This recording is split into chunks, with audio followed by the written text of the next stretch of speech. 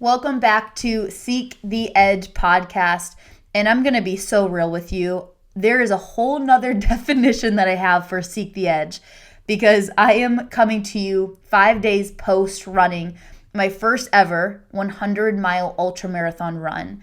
And I will tell you, I sought the edge and went over the edge and then went under the edge and probably went over another edge because I got back in town 2 days ago. And as soon as I got back in town, I wanted to just boom, boom, boom, write all my experience down and share it with you and just do a whole race recap because that was one of the craziest, toughest, most humbling, yet also most lesson learning experience that I've ever done in my life. And before I get into this whole race recap and the lessons, I first want to express to you, I express it on my social media, but I want to express it to you here. And that is my gratitude for every single one of you that supported me in this. And during one of the darkest times, and like there were many tears that were shed, there were many like really just tough times that I had no clue how I was going to finish that. In one of the darkest times, I remember I went to the bathroom and I opened up the text message app on my phone. And I just saw 100+ messages and there were Bible verses in there. There were just some words of encouragement. And it was just like the overwhelming support. And as I wanted to, in my brain, give up, I never verbalized it, but in my brain wanted to quit many times. And as that thought came in, and then as I saw a Bible verse or I saw a word of encouragement, like that is what pulled me through. And that is what kept me going. And yes, I'll always say first, God is the number one that kept me going. Number two is like the crew that I had there with me. I could not have done it without them. But then also number three, every single one of you that supported me in this, even if I didn't text you back or message you back during the race, I saw it and that meant the absolute world to me. So thank you, thank you, thank you. You have no idea how much that meant to me. And I have this crazy belt buckle. If you see on YouTube, I guess all 100-mile ultras, you get a belt buckle. But I have this belt buckle because of those words of encouragement and because that kept me going. So just thank you. But like I said, I wanted to do two things. I want to first do my race recap. And then secondly, I want to just share a few lessons that I learned with you throughout this whole race prep and race. And the reason why I want to do this is because I want you to take one thing. Not 10 things, not 5 things, not even 2 things. I want you to take one quote, one lesson, one moment that you're going to hear in this podcast, and I want you to take that with you into the new year. It's amazing to hear other people's experiences, but to take that experience and to apply it to your life, that is what the reason behind why I do what I do is. Yes, it's for me to help grow me, into who I can become and expand my own self. But it's also to hopefully either inspire or encourage or give you that glimpse of hope that's saying like, hey, if Kelsey can do it, like, okay, cool, I can too. Because there were so many documentaries that I've watched that to sound of, oh, she completed a 100-mile ultra. Like, that sounds cool. Or, hey, you know what? They did 50 Ironmans in 50 states. Like, that sounds cool. But that doesn't elicit change. What elicits change or what I took from those people are their high moments, but also their low moments. And their moments that they had to overcome. And the moments that they had to be resilient to push through. Like, those are the times. And that is the moments where I'm like, well, shoot. Okay, if he can do it, like, I can do it too. And that is the reason behind this right here. So I want you to message me the one thing that you're going to take into, okay? So I ran in the Across the Years Ultramarathon race on December 29, 2024 in Phoenix, Arizona. And Across the Years is a very fitting name for it because this whole race theme is they start at the end of 2024 and then races end at the beginning of 2025. So it's to end going into the end of the year and then starting at the beginning of the next year. And then they have a ton of different race formats. They have 100 milers, they have 200 milers, they have 48-hour ones, 72 hours, like a ton of different race formats. But I chose to do the 100 miler. And to give context, before this, I have only ever raced in a competition a half marathon, which is 13.1 miles. So that was my race. And I've only trained to, during my whole race prep, 25 miles. And I did 2 25-mile runs back-to-back days. So 25 on Saturday, 25 on Sunday.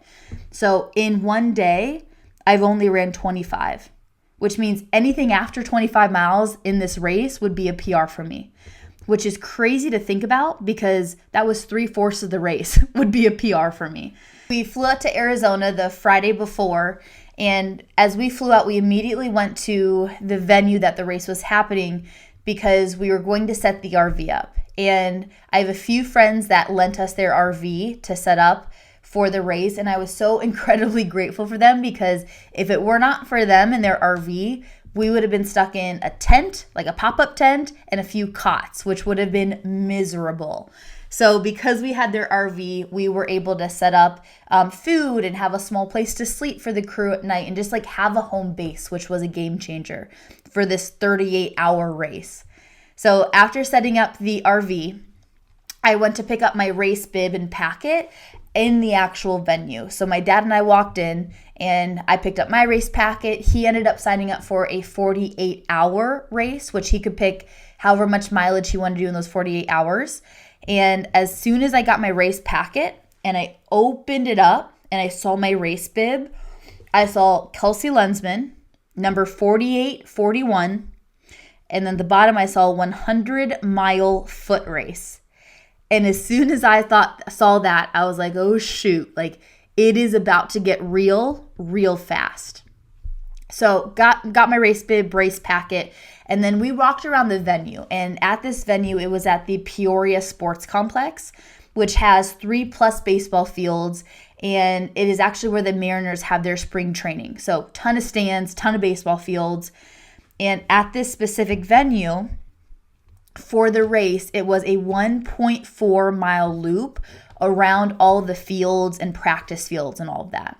So I knew there was going to be a mix of gravel and pavement, but what I did not expect, which ended up biting me so bad in the butt later, was how much pavement/cement there actually was on this course.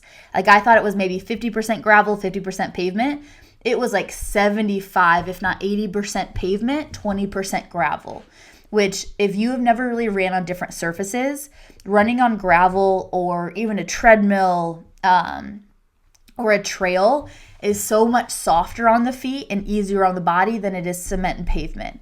And one thing that I messed up on, which hindsight 2020 in my training, is I probably trained on cement maybe 3 or 4 times because I was usually on the treadmill or a trail. So it was a lot harder on the body than I was expecting. But at that moment, I really didn't think of much of it, and I kept going, right? I was just looking at all the different vendors and everything. And as we were walking around the venue, we met this guy named Roosevelt, and I asked him which race he was doing. He said the 48-hour race. And I think I asked him then if he's done a marathon before, and he looked at me, kind of chuckled, and he's like, yeah, like actually I've ran 50 marathons in 50 states. And I was like, what? Like what got you into that? And he said a few years back when his brother was passing, that his brother pulled him in, and he was not a runner before this, like never ran a half marathon, let alone a marathon. And his brother pulled him in as he was passing, and he said, Roosevelt, I want you to run 50 marathons in these 50 states. And that was his last kind of big, my desire for him before he passes away. And so Roosevelt did it. And then after that, he ran 50 marathons in 50 states 5 times. And then he did all 7 continents. And then his goal right now is to do 180 countries. And you could tell this guy, he just had just this sense of life within him. And he said less than 8 months ago, I think this was early spring of this year, he ended up having heart disease and had stents in his heart. And that he even was carrying this little bottle of nitric oxide just in case anything happens. And I was like, what keeps you going? I was just so incredibly inspired by this. Of one, you had stents in your heart, and then you keep doing this. I get really fascinated, why? What keeps you going? And he said in one of the races, he was like, there's going to be a time that I'm not going to be able to run. It was just a tough race. He was just kind of just wanted to give up. And he kept telling himself this, there's going to be a day that you're not going to be able to run, Roosevelt, but today is not that day. And that was such a perspective for me starting and going into this race of there's going to be a day, Kels, where you're not going to be able to run. Like, God willing, you're able to do this for a long time, but there's going to be a day that you're not going to. And also I took this in a different perspective too of there's so many people out there, Kels, that cannot run, that you have the ability to run right now. So yes, is it going to be uncomfortable? For sure. Yes, is it going to suck? For sure. You are here as I talk about this story. But you have the ability right now. And for you to not tap into that ability is not only doing a disservice to yourself, but doing a disservice to so many other people. And that was just such a perspective that I wanted to take going into this race. And then also, I was watching a different documentary from Amanda. She did a Leadville 100, which is crazy. And people are like, oh, like, are you suffering right now? And she was like, no, I'm not suffering. Is it painful? Yes. Like, does it suck? Yes. Is it difficult? Yes. But this isn't suffering. This just sucks. Like, suffering is an illness or something that you don't expect, something that you can't control. This is me just putting myself through something difficult. And so those are the perspectives that I took into this race of, number one, there's going to be a day that you're not going to be able to do this, Kels, but today is not that day. And there's so many other people that can't do it that you have the ability to. And then also number two, is it going to suck? 100%. Is it going to be painful? For sure. Is this going to feel like really dark moments at times? Yes. But this isn't suffering. This is just painful. You can endure pain. Other people that are suffering, they don't have the choice like you have the choice right now. So that was just incredibly impactful for me as I began going into this race. So that next day, which would have been Saturday, was the day before the race. And I met with the videographer earlier that videoed the whole race, which I'm going to put a big YouTube up later. And then we picked up the last crew member from the airport and ran some last minute errands. So I picked up my sunglasses, which I called my speed shades. They just made me look cool. And I got some new running shorts with some spandex in it. And then also we got food from the grocery store. And I posted this on my Instagram story, but I also posted this in the YouTube video of the race recap. If you were to see the amount of food that we got, it looked like we were eating for maybe a family of 10 for 3 weeks. Like, we were prepared on food, I will tell you that. So the end of that night, which would have been the night before my race, we ended up going to an Italian restaurant, got some good food to fuel up before the race that next day, because I started that next morning at 9 a.m. Mountain Standard Time. So we were ready to rock, got everything ready, like we're ready to go that next morning. So that night I ended up sleeping like a baby. I had no problem sleeping, and my alarm finally went off at 6 a.m. And as it went off, I got dressed, and then I ate a big like Jimmy Dean's egg and bacon bowl, and then also some oatmeal. I wanted this about an hour and a half, 2 hours out from my race. I wanted like a bigger, more dense meal. And then 45 minutes before, I was going to have something smaller, more carb-based. So got that in. Taylor, another crew member, ended up braiding my hair. And then we were ready to rock. We had a big suitcase that we brought to the venue, but we were ready to go.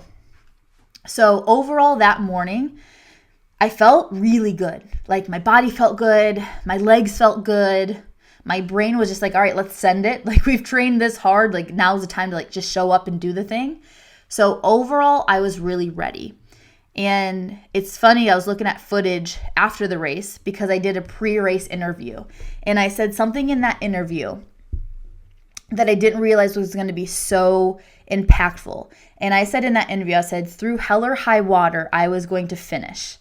Through hell or high water, I was going to finish that race. It might not be the time that I wanted it to, but I was going to finish. And that was my mindset going into the race. It was like, all right, like, you're just do the thing. Like, now's the time to, put out there all the hard work that you've put in for this. And like I said, I felt pretty good because I tapered going into the race, which means I decreased my mileage, decreased the load on my leg. So like, I was a pretty fresh body going into it. So we ended up getting to the crew site around 8 a.m.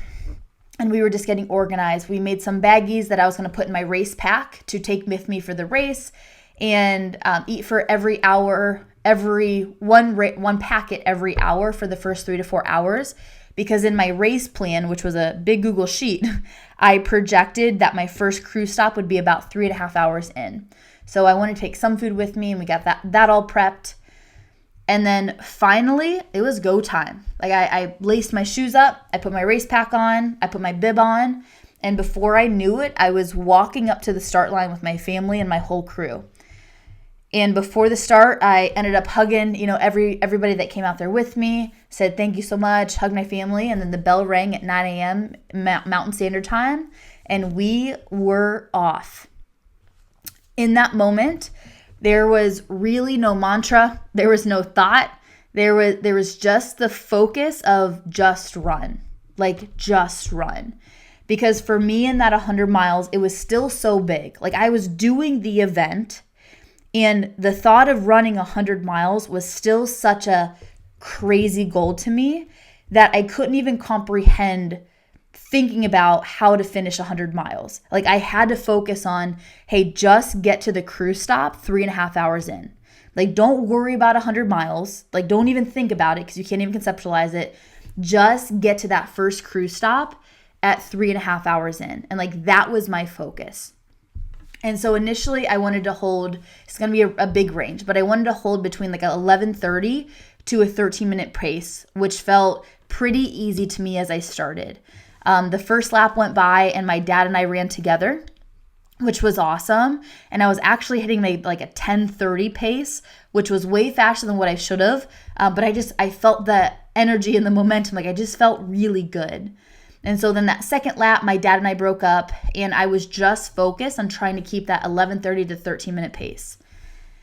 And then this is where it gets fun. So initially the first 8 miles, like I felt really good. I was holding a steady pace. I was eating every hour, making sure I was fueling. I was hydrating with water. I had in my pack one water bottle full of water, and then I also had one water bottle full of electrolytes. And I used the BPN Go One More electrolytes.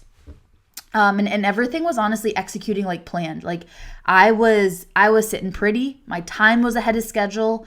I was good.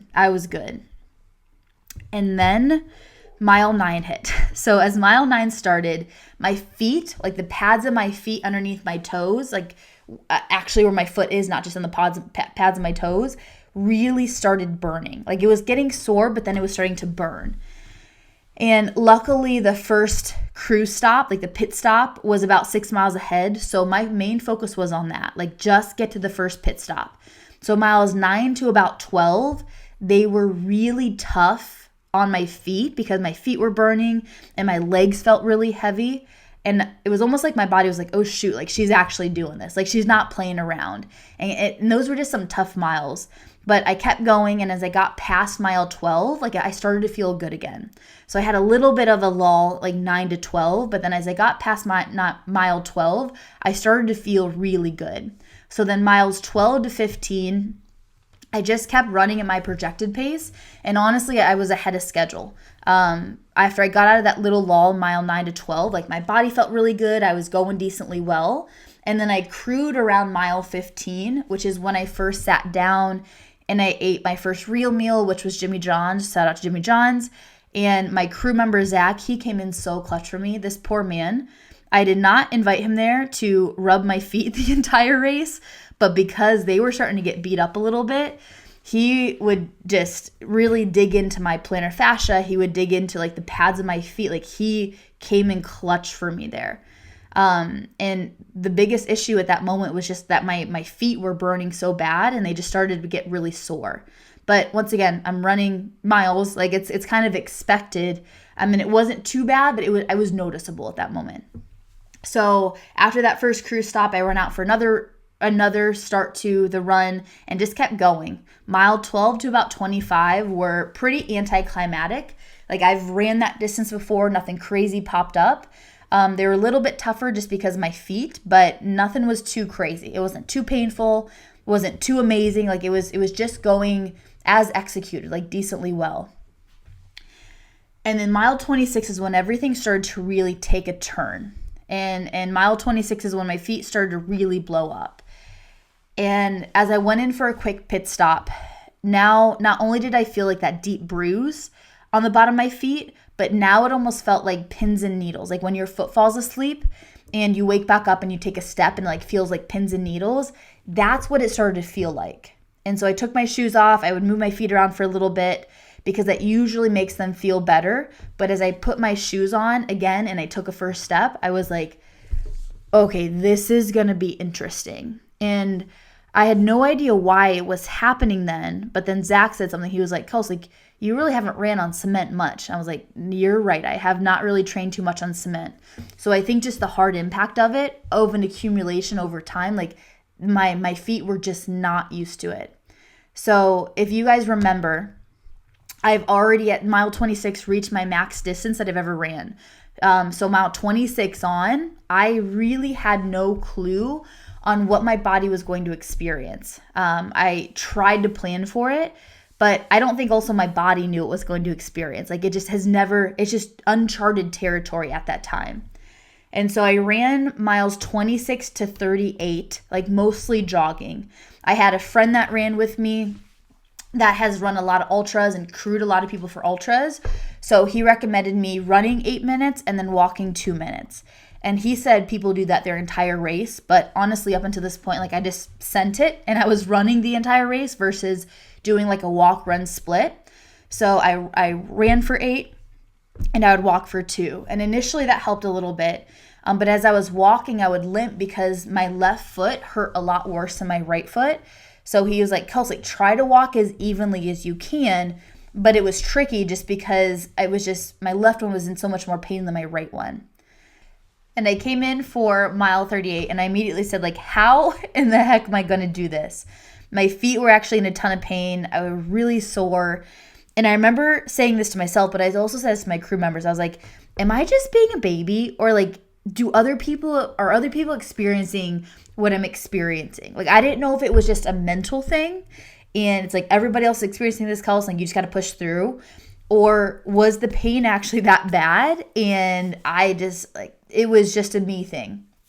And a friend that lent us his RV, he was there with his family. And I said, Dallin, I was like, what did you think about when you hit that really hard point? Or like, what did you focus on? And I was like, just trying to draw into some of his experience because whatever I was doing was not working. And he said something that stuck with me for honestly the entirety of the rest of the race.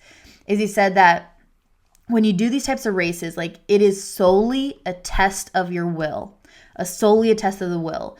Is those that finish just solely have the will to finish. And it's not that they're necessarily any better or what more well equipped. It's just it is a battle of the will to keep putting one foot in front of the other. And he just said, just go run. Like, don't think about splits or run 8, walk 2. Like, just go run and go call and talk to somebody. So as the sun was starting to set that first day, I just ran. I just got out of that cruise stop and I just started running, aka jogging. And I called my friend and I just got some more miles and some more loops in. And as I approached miles 45, the friend that I was talking to, he could hear in my voice how that pain was starting to really creep up again. And I was starting to crackle in my voice and just how bad it was starting to hurt. And I told him, I was like, I just got to get off the phone because I just could not talk anymore. Like my body was hurting, my brain was hurting. Like I just needed to get off. And so it was pretty dark then. It was around 10 p.m. It was getting a lot colder. I went from the sunshine and honestly sweating throughout the day because it was a lot hotter than Ohio to getting really cold and my body just tensing up and just starting to really hurt. My body hurt, but also my brain started to really hurt then. And the thoughts that were going through my head were honestly just how bad my feet felt. And I was just starting to get overwhelmed with just how bad they hurt, but then also how much I still had to keep going and how much miles I still had ahead of me. And I tried to push those thoughts out in different ways. Like, for example, one lap, I told myself, and I did this, I said, every person that you pass, go say good job to them, or like keep going, or go encourage them. Sometimes when I take the focus off of myself and I give something to somebody else, like that can switch the mentality and perspective around. So I ended up doing that for a lap. I was like, hey, good job, so-and-so, or, keep going. And that helped a little bit. Like, I'm not going to say it didn't help, but it helped a little bit. But once again, the pain started to arise. So that was not a long-lasting thing. So that lasted one lap. And the next lap, I was like, Kelsey, just think about 20 things that you're grateful for. Like, just think of 20 things that you're grateful for. So I started just listing them off as I was running, and that helped one lap, but that was only one lap. And finally, as I just kept going and nothing was beating this pain out, I told myself just to accept the pain, like just to accept the suck. Don't try to push it away. Don't try to pretend like it's not there. Like just accept it, but keep going. Just accept that it doesn't feel too great, because it wasn't that I was injured. There's a difference between I was being hurt and it hurting versus me injured. Injured, obviously, I would not persist through. It hurting and just like it sucking, I can persist through suck. I don't persist through injury. And so I just told myself, like, just accept it. Accept the pain. Accept that it's uncomfortable right now. Accept the discomfort, but you keep going. And that's where I was at. So it was around 2 a.m. at that time, and one of my crew members, Taylor, came out to find me, and she saw me limping and walking, and she just walked a lap with me. And I walked past the start-finish line, and after the start-finish line, there were some bathrooms. So I had to go to the bathroom, so I went to the bathroom again. And I had no clue this was about to happen. But as I sat down in the bathroom, all of a sudden, tears just started flowing. Like, all the tears just started flowing. I put my hands in my head, or my head in my hands, and it was just a sense of overwhelm is the best way that I could describe it. I wasn't sad. I wasn't angry. Like, it was just like this overwhelming sense of overwhelm. I know I just said it twice, but my feet hurt. My brain hurt, like the voices and the thoughts of like, man, like your feet just hurt, Kelsey, were really loud. I was going a lot slower than I expected. And to be completely honest with you, I knew that this 100-miler was going to be hard, but I didn't think that it was going to be this hard so early on in the race. Like, I knew it was going to be inevitably uncomfortable, but I didn't know it was going to be this uncomfortable this early.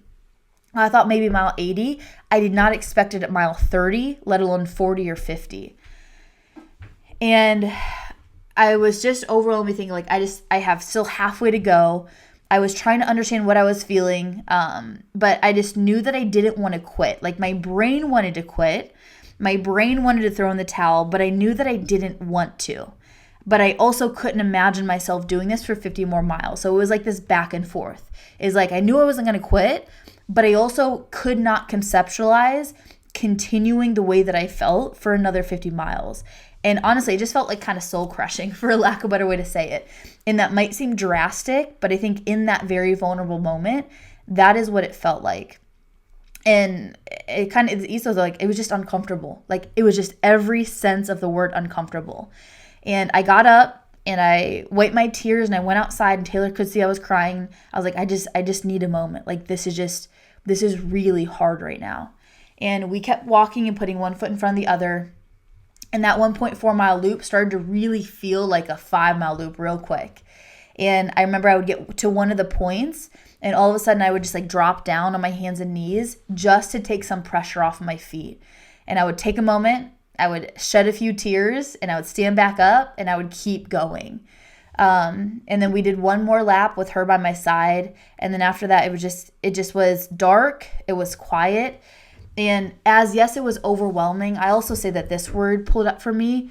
I just felt very defeated in that moment. It's not that I felt like, okay, I have to quit. Like, I can't continue with the race, but I did feel very mentally and emotionally defeated in that moment. And then Zach, my other crew member, came out to me, and I was struggling, guys. Like, I don't even know if you call it walking. Like, I was hobbling, just to get around that mile marker. And he told me, he came up to me at mile 49. He's like, Kels, if you can do one more lap, I'll let you sleep for an hour.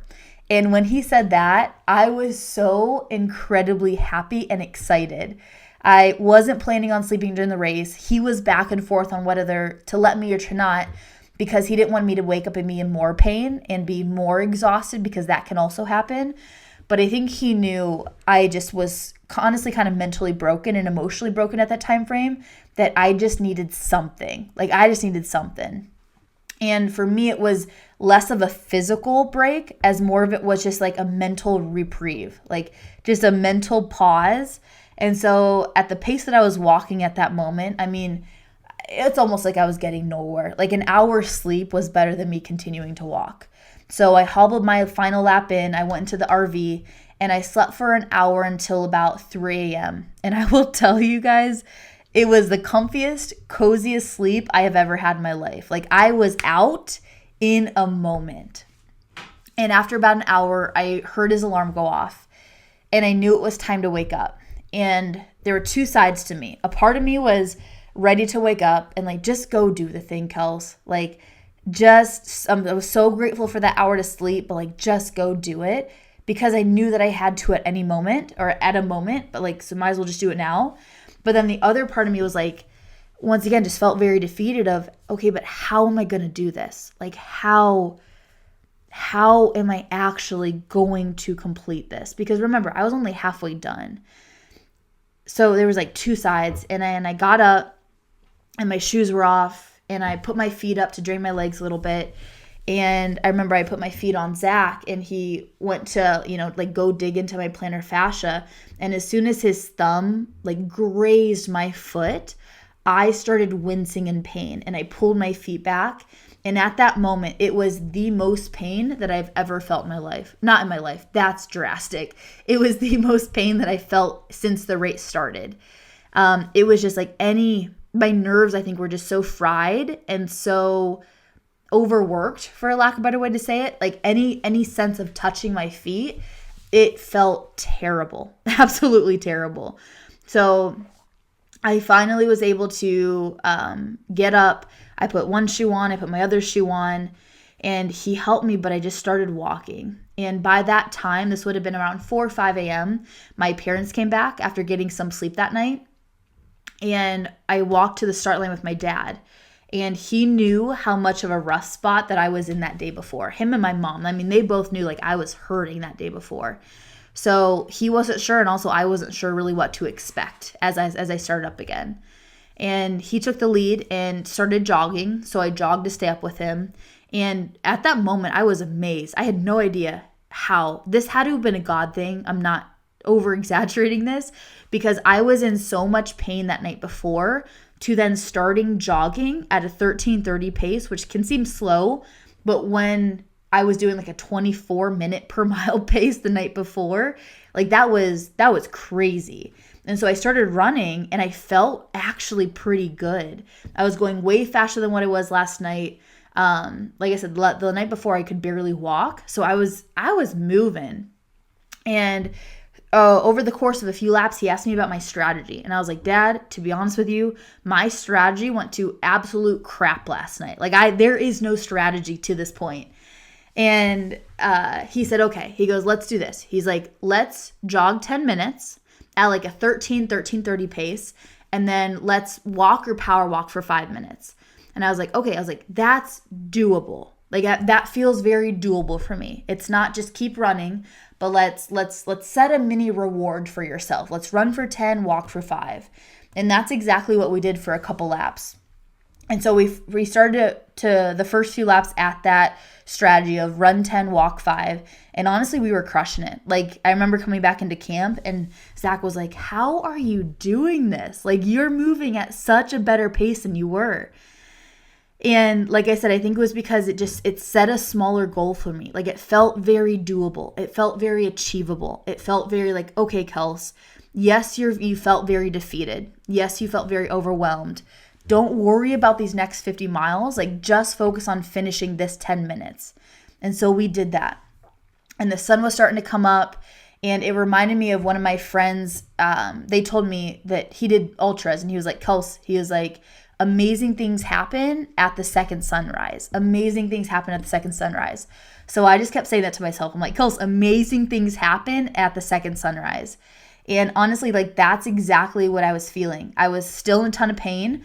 But my morale, like my mood, I went from that night feeling so defeated, so tired, so exhausted, so just mentally drained, to this morning, I was like, okay, like, we can do this. Like, I felt better. Like, I swear, it was just a God thing. Like, I was praying all night of like, God, help me in some way. And he pulled through, because it was night and day how much different I felt. And then after a few laps, we chunked it down to even run 5 minutes, walk 5 minutes. And that was my sweet spot for the whole rest of the race. I would run 3 laps, which once again, a lap was 1.5 miles, give or take. And then I would come in for my crew. I would take my shoes off because my feet were still hurting. Like as good as I still felt that morning, they were still in excruciating pain. And so I realized that 3 laps was my limit that I could be at that would still push me, but also wouldn't break me for my feet to be completely gone the next lap. So I would walk 5, run 5. I would run 3 laps and I would come in for my crew. Take 5 to 10 minutes, just take my shoes off, just give my feet a break, and then I would put them back on. And after a few rounds, my other crew member, Zach, he started to trade off rounds with my dad. So my dad would run 3 laps with me, and then Zach would run 3 laps with me. My dad would run 3 laps, and Zach would run 3 laps. And I swear, if it were not for them, I do not think that I would have finished the race. I probably would have found a will to finish in some way because I told myself I was going to finish. But having them around to help jog and pace me, it was the absolute biggest game changer for me. Biggest game changer. Because I had somebody to keep up with, but then also encouraged me to keep going when my brain wanted to stop. And so this was from about mile 52 to 80. This was the strategy that was working. My feet really hurt. It was not easy, but it was happening and I kept going. And then I finally got to mile 80. I won't forget this. And I thought, wait, actually, I might be actually able to do this. Like this, I might be able to finish this 100. Up until 80 miles, like I said, I never vocalized that I wanted to quit, because I think the words that we project outwardly are incredibly powerful. I am very selective about what I say outward of my mouth, but the thoughts were there. The thoughts of quitting were there. The moments that I wanted to give up were there. I never projected them, but man, was it still loud in my brain. So around mile 80 to 85 is when not only my feet started to really blow up more, but now the left top of my ankle, that muscle that raises your foot up, it's called your tibialis anterior, that started to be incredibly painful. It hurt even to that moment to pull my toes up to my nose. And I started to try to jog, but then as I started to try to jog, I would stop short of the 5 minutes because it was just excruciating pain. And then that pain would then translate to my hip because I was running a little bit funkier. So that was not great. I was like, okay, now it's not only my feet, it's like the top of my foot where it was inhibiting for me to actually run. And so mile 85 to 90, I just power walked. Like I would do a faster power walk, but I was just power walking. And at this time, I way past my goal of 30 hours. Like at going into that night, that first night, I was like, okay, Kels, your number 1 goal is to finish. Your number 2 goal was, yes, to get under 30. But I so far surpassed that goal. Like it was going to take me a lot longer than 30 hours that I was just like, Kelsey, you just got to finish this thing. And so you would think around mile 90, I would feel hopeful, right? Like 10 miles left to go. You're almost there, Kels. But I will tell you, around mile 90, it almost was as defeating of a feeling as it was around mile 50, which doesn't make any sense. But for some reason in my brain, 10 miles at the way that I was feeling felt so long for me. And I felt just honestly as low as, not as low, I felt almost as low as I did during night 1 as I did night 2. Because it was getting dark out, it was getting cold again, my body was already 90 miles in, everything was starting to tense up, and honestly just be really painful. And so these 10 miles felt like forever. But I just kept putting one foot in front of the other. It was slow, but it was forward progress, and I just kept going. Finally came mile 94, and I was blaring outwardly, not my earphones, but out my phone. I was blaring Forrest Frank and Brandon Lake, and I would just sing. And for those that don't know Forrest Frank and Brandon Lake, it's like Christian rock, but also just really good vibe music. And I just had to get my brain off of what I was doing. I know that you guys are going to be like, Kelsey, you were so close. But if you've ever seen the image on Google, there's an image of 2 people like digging for gold. And one person like keeps digging just like 2 more feet. And then the other person like turned around to go back because he felt like he just was not getting anywhere. And that's how I felt in that moment of like, yes, I know that I'm so close, but also I know that it's so easy to quit like right before you make the biggest breakthrough or right before you do it. So like I had to stay focused and keep pushing forward.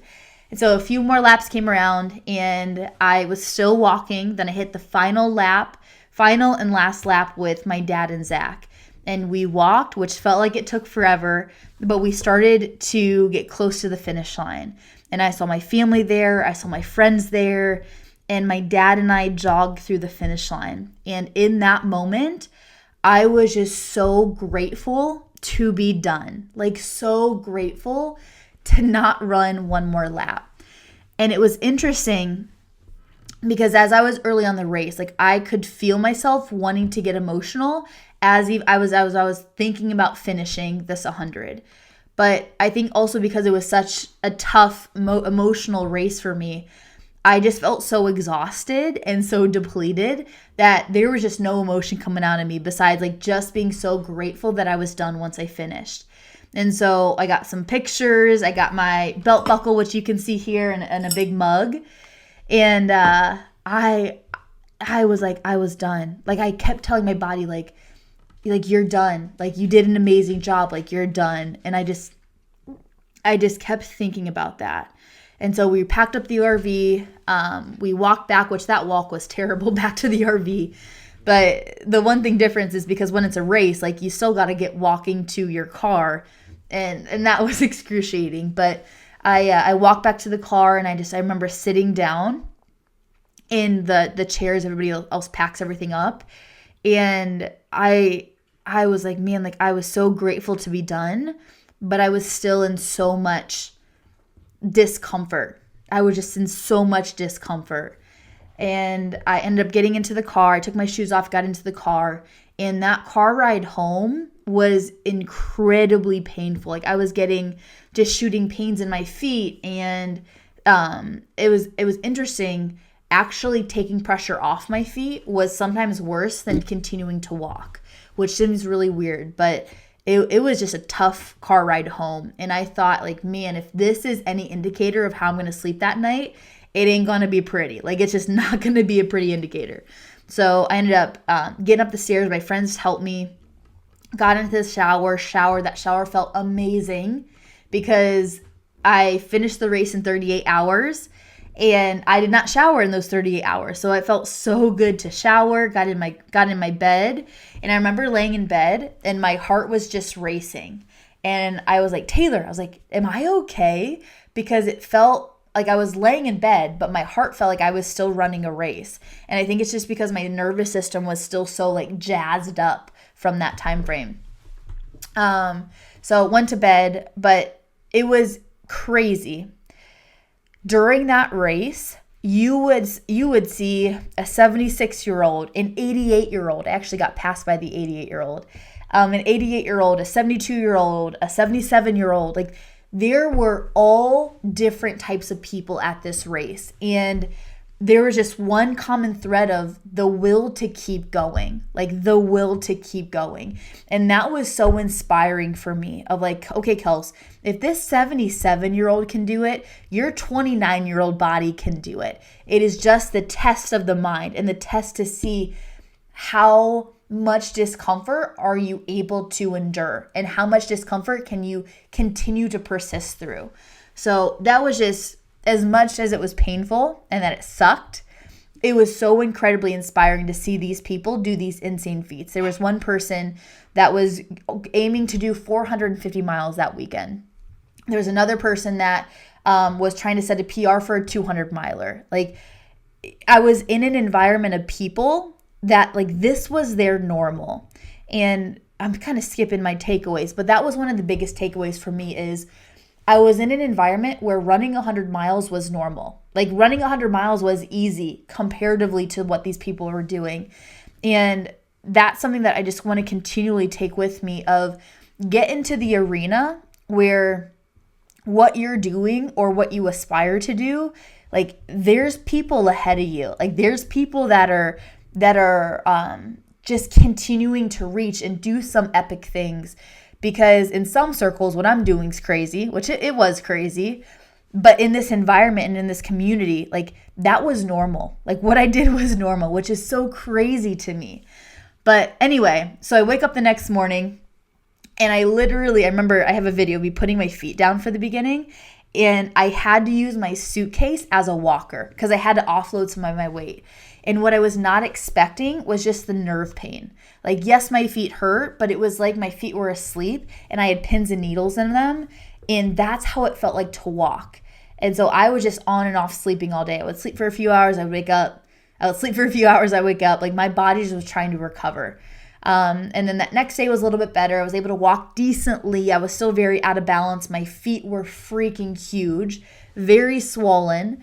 But I could walk a little bit better. And then we flew back that day. So I used my compression sleeves and finally got back to Ohio. So then fast forward, I'm 5 days out right now and I'm feeling about 90%. Like my swelling is gone. I can walk completely normal. My feet feel so much better. Not necessarily as much nerve pain, but still a little bit sensitive. And I'm really impressed about how my body has responded. Like it's crazy to me. It's a Saturday that I'm recording this. It's crazy to me that less than a week ago, I ran 100 miles and like now I'm at like 95% recovery, which is great. Like I'm going to be smart to not try to overdo it and push it coming back. But I'm really happy with how it's responded so far. With how my legs were, my feet were 3 days ago compared to now is night and day. Absolutely night and day. So the best thing that I can describe where I'm at right now is honestly like just incredibly grateful. From the people that supported me to the crew that was there for me to what my body did for me, like I am so grateful for it. And I know a lot of you might be listening to this of like, Kels, why would you do something like that? Like, what is the benefit that you get from persisting through the suck for that long? And I'm not here to encourage you to say, oh, go sign up for a 100-mile ultra. Like that's not the message. What the message is for me, 100 miles was so wildly uncomfortable. Like it was so far out of my comfort zone from the preparation to it to the actual race that I learned so much about myself. And I was so proud of myself that it was almost like I reached another level. Like it's almost like that if life was a game, like I was at like level 5. And through this entire experience, through the prep, to the race, to what I learned during the race, through getting through mile 50, it's almost like I achieved level 5 of myself, of being proud of not only me finishing. It has nothing to do with necessarily the outcome. It has everything to do with how I responded during it. And me taking those experiences and the resilience that I had to exhibit and the persistence through the suck, and me taking that to other areas of my life and me leaning into that discomfort in my relationships or me leaning into that discomfort in my emotions or, and just different in my business. And it's like, well, if I can get through a 100-mile race and I thought I was physically done at 50, well, what else can I do that I might not think that I can actually do? And it just breaks a belief of what you're actually capable of. And so as you're listening to this, I'm not saying, hey, go run 100 miles and have your feet hurt. But what I am saying is when you face suck and that discomfort head on and you look at it and you lean into it versus you shy away from it, like there's another level for you. Like there's another just feeling that you're going to get that it's like, all right, I see you, but you're not stopping me. Like I can feel you, but you're not in the driver's seat today.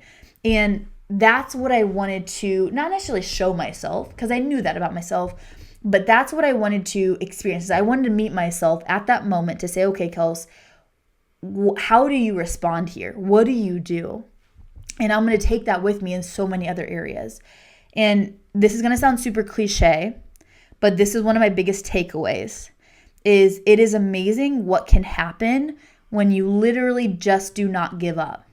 It is amazing what can happen when you just do not give up. And that's what this whole race was for me. Like, I was never not going to finish.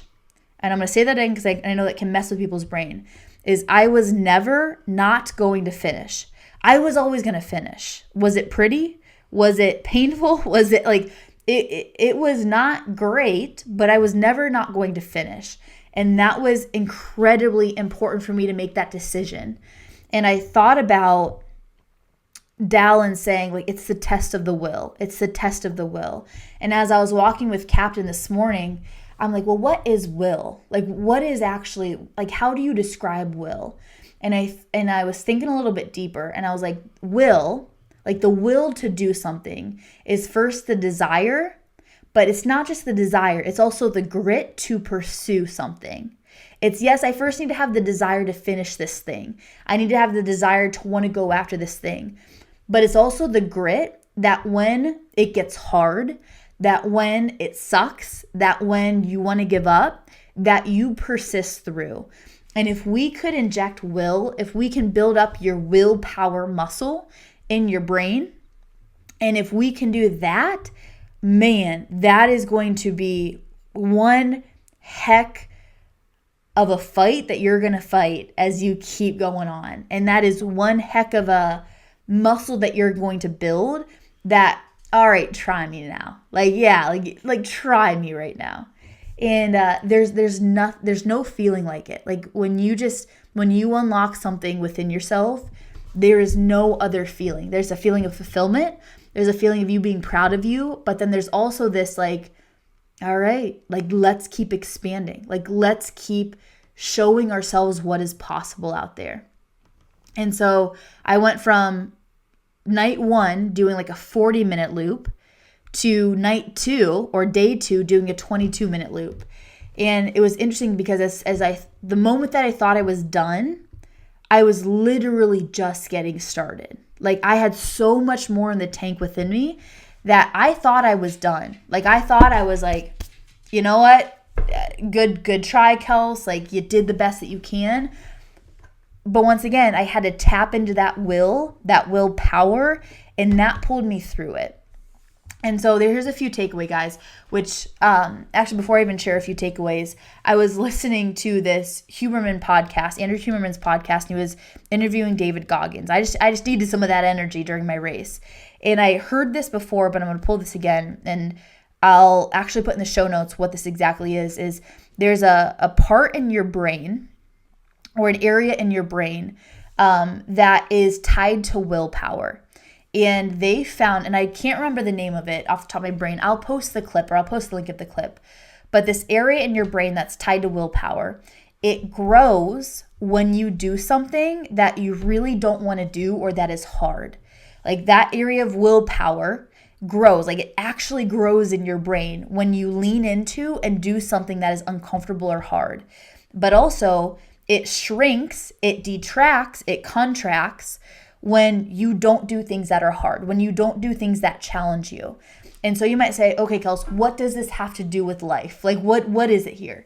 They found in studies that the people that have greater longevity, that live longer, have bigger areas in their brain of this specific structure, of this specific thing. And so we correlate that to people that lean into the challenge, people that lean into doing things they don't want to do, the people that lean into kind of doing the suck, for a lack of a better way to say it, they have a better quantity of life comparatively to the people that don't lean into it and take the easy road now, actually get the hard road later. And so this is not me saying, hey, everything you do needs to suck. Like I am all about having fun. I'm all about enjoying life. I am all about, like just genuinely having a good time here. But what I will say is when we continually choose the easy route, for me, that would have been quitting. For when we continually choose the easy route, the hard is going to come later. It is going to feel so good when you choose the easy route initially. Oh, it's going to feel so good. You're going to feel so relieved. You're going to feel amazing. But that hard is going to come harder for you later. However, when I choose the hard route, when I choose the uncomfortable, when I lean into the suck, when I lean into the discomfort, yeah, it's going to suck. Yeah, it's going to be uncomfortable. Yeah, you're probably not going to do it. but it's going to make it easier later. Like me doing this podcast right now, finishing my 100, and me being proud of myself, and me being fulfilled, and feeling these emotions of like, you freaking did it, girl, is so much easier for me now. And I thought about this in the race, guys, versus going through the race, and I literally thought about what I would say if I didn't finish it. And I would have said like, man, like I really tried hard. It was just really hard. And I think a little part of me would have known I could have done it. I just didn't persist through the suck long enough. And so right now it's easier. I leaned into the hard then, it's easier now.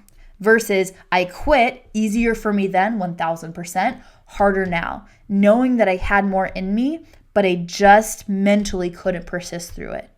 Okay, that is it. So to go into the last few takeaways is number 1, be careful what you voice out loud. In my brain, I wanted to quit so many times. Like the thoughts of, oh, what would you say to them if you quit? Like how would you communicate that on the podcast? Like I literally had that conversation, what I would say to you guys if and when I quit. I thought that, okay? I literally thought about how am I going to tell Zach and Taylor and my mom and my dad like that I can't keep going. Like I had those conversations with myself. However, I never voiced it out loud. I never once verbalized to any crew member, hey guys, I can't do this. I need to quit. I thought it, I didn't voice it. So incredibly powerful. Your mouth is so important. Be careful and be wise with how you use it. Number 2, get people around you, even if it's one that you can lean on when you need them the most, and be very careful who those people, or selective with who those people are. Even during my race prep, I doubted multiple times. Even during race prep, I questioned if I could do that. And I shared very selectively I was very selective with who I shared that to, because I knew who that I received feedback from would be important. If I shared it with anybody and everybody, they might give me all this type of feedback and comments of like, oh, you don't need to do this, Kels, or oh yeah, it is going to be really hard. Versus the people that I was very selective with, they're like, Kelsey, you can do this. Like, I know it's hard, but I know you can do it. And same thing in that race. Like, I could not have done it without my crew there. I would have persisted through somehow, but it was so much better for me that I had my mom, my dad, Zach, and Taylor, like people with me that could pace me and set me and like keep me going. Get people around you that are great humans that you can lean on. You do not need to do it yourself. For me, that was a big part also with God and Jesus. I prayed like I have never prayed before in my life. I was talking to the man upstairs and I was like, God, like, I don't know how I'm going to do it, but I know that you're going to pull me through this. And I know that you provide. And I know that you're going to give me the strength to keep persisting through. And so just know that you don't need to do it alone. Like, you have people in your corner. And if you don't think that you do, message me. Like, I got you. Okay. Number 3 is when you're at your wit's end, you're not. When you think you're done, when you think you have nothing else to give, you're not even close. And rest and regather and keep going. Sometimes we do need a pause. For me at mile 50, I needed an hour pause to reset my brain. This doesn't mean persist through the suck 24/7. Sometimes we need to persist through, and sometimes we just need to pause and regather. But it doesn't mean we quit. And so allowing yourself to know, like, when you think that you're at your end, you're not. Like, you still got more in the tank. You don't think you do, but you do. But allow yourself to rest and pause and regather and keep going there. And then last but not least is set a big freaking goal for 2025. This was my misogi for 2024. This was a goal that 50% chance that I could get it, 50% chance that I couldn't. This was the goal that tested my will. This was the goal that challenged me to no end. This was a goal that the whole race prep, I was like, I don't know if I can do this. But set that big goal, because we're here to live, not just be alive. And commit to it, train for it. You're going to meet some epic, amazing people along the ride and have the stories to tell. And that's one thing that I'm taking with me for 2025 is all right, like let's go do some epic things. Like, yes, it might be crazy to some. Yes, it might be insane. I'm not saying go run 100 miles, but whatever your thing is that is going to challenge you, that is going to make you uncomfortable, that is going to make you have to persist through, that is what you lean into. That is what you want to put your foot forward with it. And so that, man, I have so many more last takeaway, I didn't even write this down, is set a mini goal. I could not have ran that race if I would have thought I need to get to 100 miles. I literally could not have ran that race thinking my goal would be 100 miles. I ran that race with my goal saying, Kels, get through these 5 minutes. Kels, get to these 10 minutes. Kels, get to mile 15. Set that smaller goal. Get your eye on the goal. Don't worry about the big goal, and you focus in on that. That is going to give you the courage and the endurance to endure through this. Okay. So, that was absolutely insane. I am incredibly grateful for the journey. I don't know if I'll ever do another 100 on cement again, because that was a whole other ball game, but that race prep and that race changed me for the better. I have uncovered more of Kelsey. I have met new amazing people. I have tapped into new levels of myself. And I hope that's also going to give you the courage to go after something that scares you and to go after something that challenges you.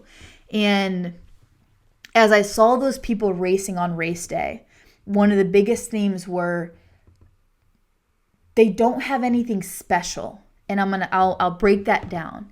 Is when I would see people do epic things, I'm like, oh, well, they just have something that I don't have. That's not the case. These people were all shapes, sizes, backgrounds, experience levels.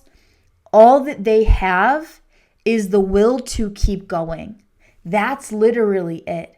And when you can look that in the face and face that and keep going, you unlock a new level of capability that you didn't even know exist. So I'm going to leave you with this. I'm going to challenge you to step out of your comfort zone in 25. I'm going to challenge you to put something epic on your calendar. And I'm going to challenge you that you just might surprise yourself with what you're capable of. And that is my goal for you. Okay. I hope to see you guys in an Expand Your Limits event this year. We got some cool things coming down the pipeline. I'm going to share a whole video of this race and this just whole recap of it.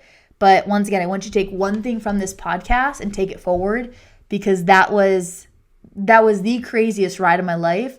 But I'm so grateful to have done it, and I'm so proud of myself, but also so encouraged that hopefully this will help somebody along the way too. Okay. Love you guys. Have an amazing start to your year.